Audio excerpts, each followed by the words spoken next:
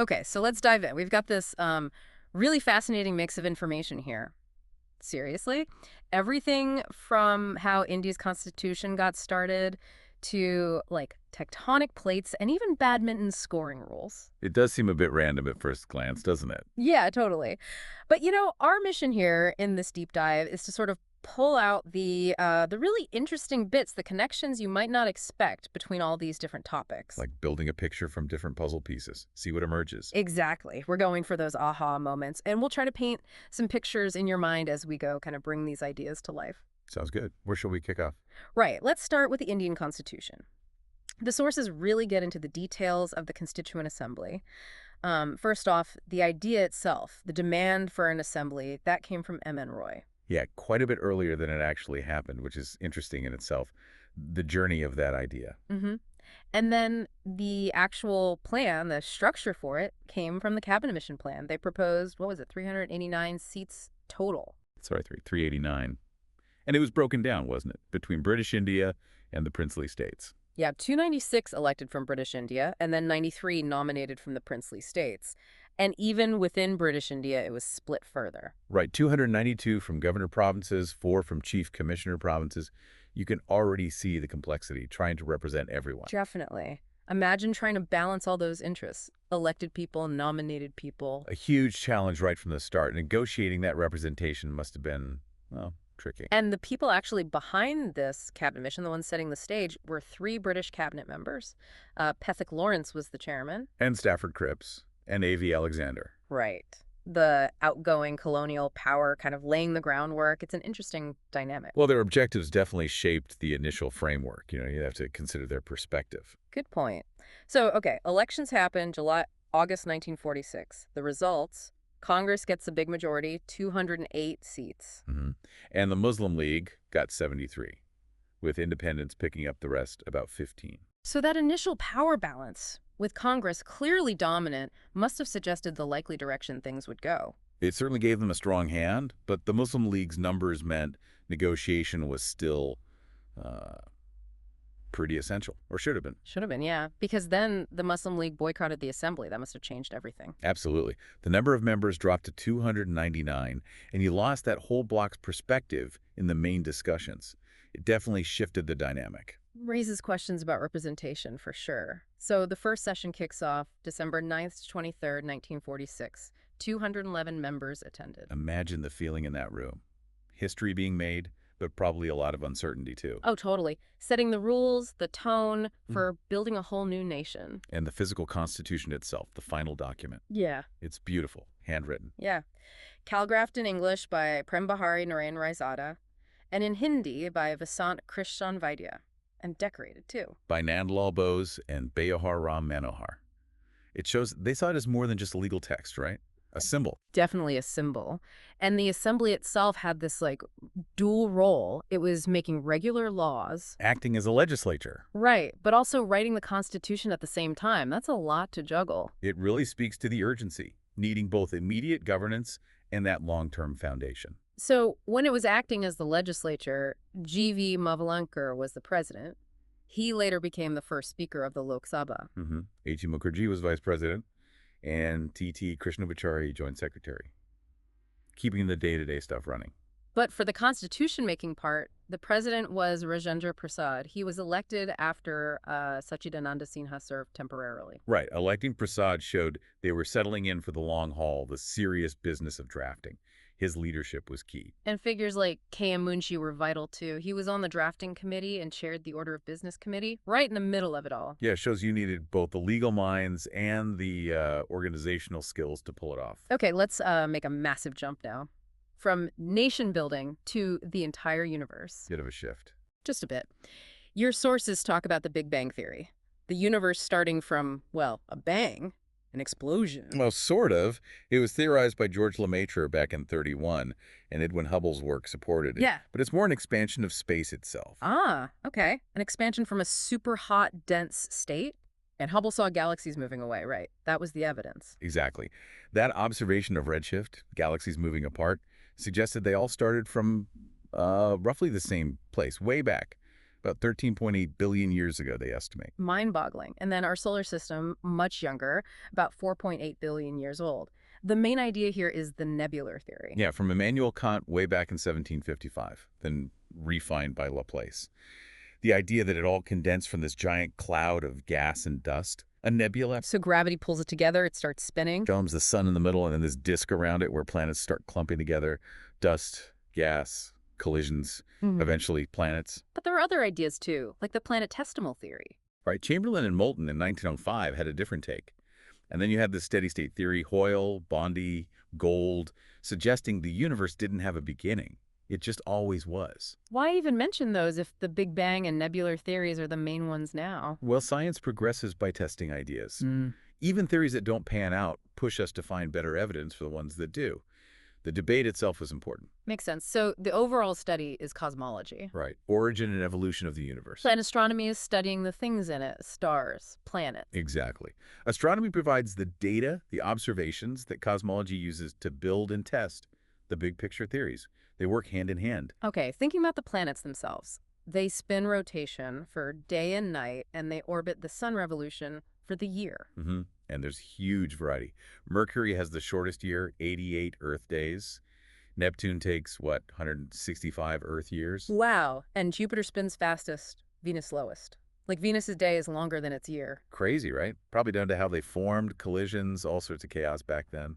And we group them too. Terrestrial, the rocky ones close in. Mercury, Venus, Earth, Mars. Higher density, made of heavier stuff that could condense closer to the hot sun. And the Jovian or exterior planets, Jupiter, Saturn, Uranus, Neptune, gas and ice giants. Much bigger, less dense, formed further out where it was cold enough to grab lots of hydrogen and helium. And between Mars and Jupiter, you've got the asteroid belt, leftover bits. Pretty much. Stuff that didn't quite manage to form a planet, likely because Jupiter's gravity kept stirring things up. And size-wise, Jupiter is just massive. Then Saturn, Uranus, Neptune, then us, Earth. Then Venus, Mars, and tiny Mercury last. That size order tells you a lot about where the mass was in that early solar system disk. Okay, let's pull our focus back down to Earth. Geography time. We've got these zones based on latitude. North of the Arctic Circle, 66.5 degrees north, up to the pole is the North Frigid Zone. Sounds about right. Very indirect sunlight, especially in winter. Cold. And then between the tropics, Cancer at 23.5 north, Capricorn at 23.5 south, that's the torrid zone, gets the most direct sun. Yep, hence generally the warmest part of the planet. Lots of direct sunlight energy year-round. Okay, oceans. Biggest is the Pacific, also the deepest. Followed by the Atlantic, Indian, then the Southern Ocean, and the Arctic is the smallest. These massive bodies of water, they connect everything and have a huge impact. Right, enormous. They regulate climate, drive weather patterns, absorb CO2, support incredible biodiversity. Yeah. Fundamental to the planet's system. Now, the grid lines we use. Latitude lines run horizontal, like rungs on a ladder. Equator, 0 degrees. And the distance between each degree of latitude is pretty consistent, about 111 kilometers. That makes measuring distances north-south fairly straightforward. And each latitude line is a full circle, cutting the Earth into the northern and southern hemispheres. Parallel lines. Longitude lines, meridians, are different, though. They run vertically, pole to pole, prime meridian at 0 degrees, through Greenwich. Right, and all longitude lines are great circles. They all meet up at the north and south poles. So the distance between them changes.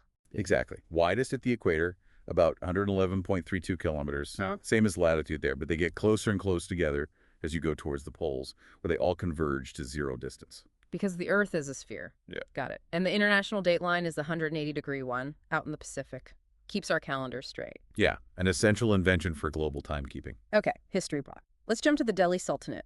It starts with the slave dynasty, founded by Qutbuddin Aibak, ruled 1206 to 1210. And had a rather unusual end, didn't he? Falling off his horse playing Choghan.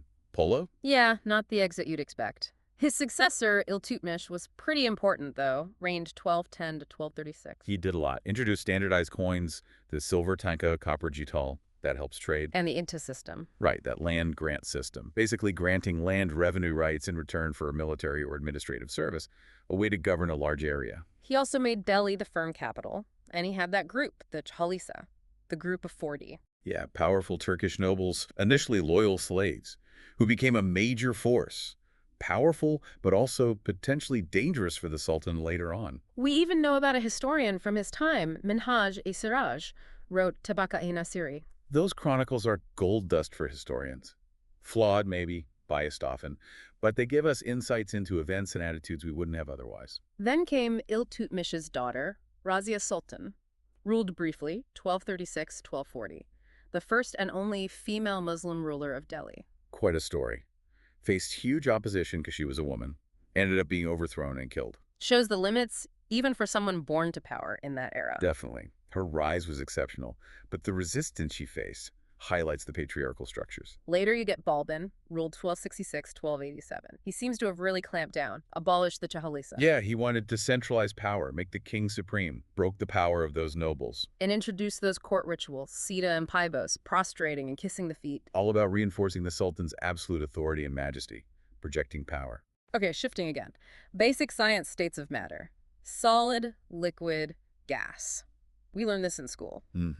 Defined by things like fixed shape, fixed volume, how tightly packed the molecules are, how much they move. Solid, rigid, fixed shape, and volume. Liquid, fixed volume, takes the shape of the container. Gas.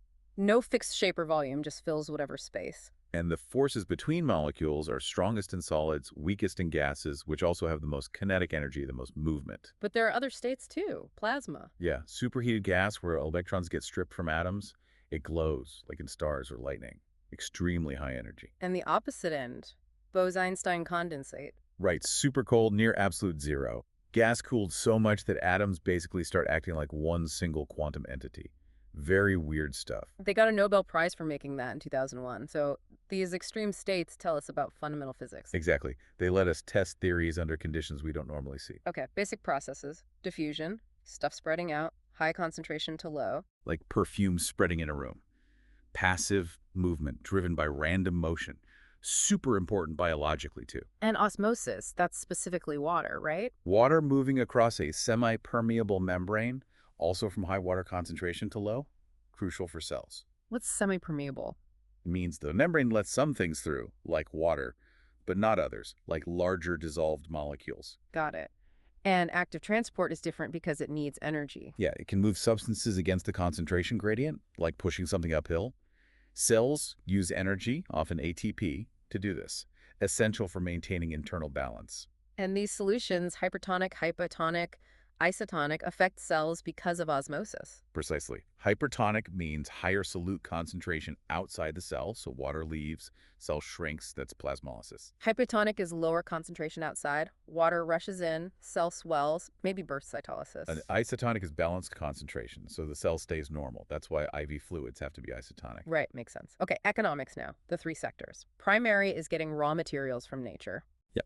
Farming, fishing, mining, forestry, extraction, the base layer. Secondary is manufacturing, taking those raw materials and making stuff. Exactly. Factories, construction, processing and transforming materials into finite goods, adding value. And tertiary is services. All the services, trade, transport, banking, healthcare, education, tourism, everything that isn't directly extracting or making a physical product. The sources give some stats for India's labor force participation rate, LFPR, and GDP contribution by sector. Primary sector employs the most people. Yeah, over half the labor force, 54.6% LFPR, but contributes only about 14.4% to GDP. Secondary sector is next on LFPR, 24.3%, contributes more to GDP, about 31.5%. Manufacturing industry. And tertiary, fewest people employed, 21.1% LFPR, but contributes the most to GDP. Over half, 54.1%. Right. That's pretty typical for many developing and developed economies now. A large agricultural workforce, but the service sector generates the most economic value, shows a shift. Interesting balance. Okay, culture time.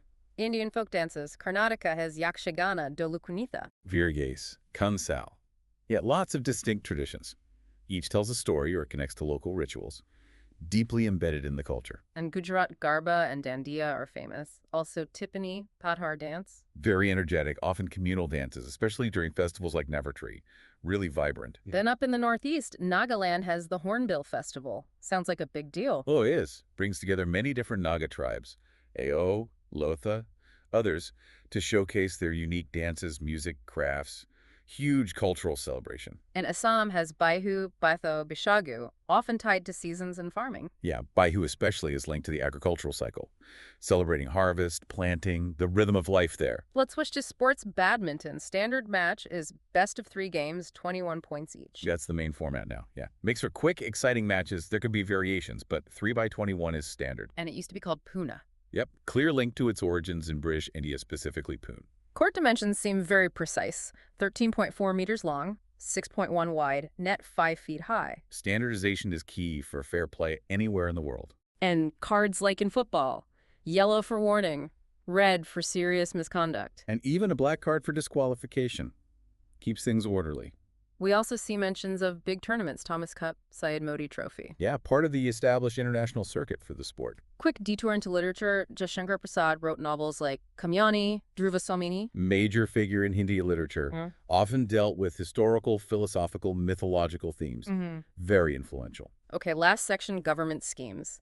Atmanirbhar Bharat Rojgar Yojana launched October 2020. That was pandemic-related, right? Yeah, aimed at boosting job creation during the recovery by incentivizing employers to hire. Others listed, PM Faisal Bima Yojana crop insurance from 2016. PM Rozgar Protsahan Yojana, also 2016, promoting employment. Garib Kalyan Rojgar Abhiyan from 2015 for migrant worker employment. And PM Suryagar Bijli Yojana, more recent 2024, for rooftop solar. So quite a range of policy goals reflected there: agriculture, jobs, energy. Just a snapshot, Yeah. but shows the kinds of areas governments focus on with these targeted schemes. So we've really jumped around, haven't we? From the details of writing a constitution to the birth of the universe, mapping the globe, ancient empires, states of matter, economic structures, cultural dances, sports rules, literature, government plans. It's quite the eclectic mix we started with. It is. But here's what I find really interesting looking back. See how themes like structure, order, organization, and also change just weave through all of it. Yeah, I see what you mean. Go on. Well, the Constituent Assembly was all about structuring a nation. The solar system has a clear structure, governed by gravity, but it's also constantly evolving, changing. Right. And we organize the Earth with latitude and longitude grids. History shows the rise and fall of political structures. Exactly. Matter exists in organized states and transitions between them. The economy is structured in sectors. Cultural dances have specific forms. Sports have rigid rules. Literature provides frameworks, narratives. Government schemes try to organize societal progress. It's kind of everywhere. That underlying principle of order and transformation. It's a neat connection across such different skills and subjects. Yeah. So what stands out to you as the most, I don't know, surprising link or parallel we touched on today? This whole collection, it's not just facts, is it? It reminds you that the universe, life, society, they often run on surprisingly similar basic principles. Makes you wonder what other hidden connections are out there, just waiting to be noticed. Exactly. What other patterns are lurking just beneath the surface of everyday stuff? Something to think about.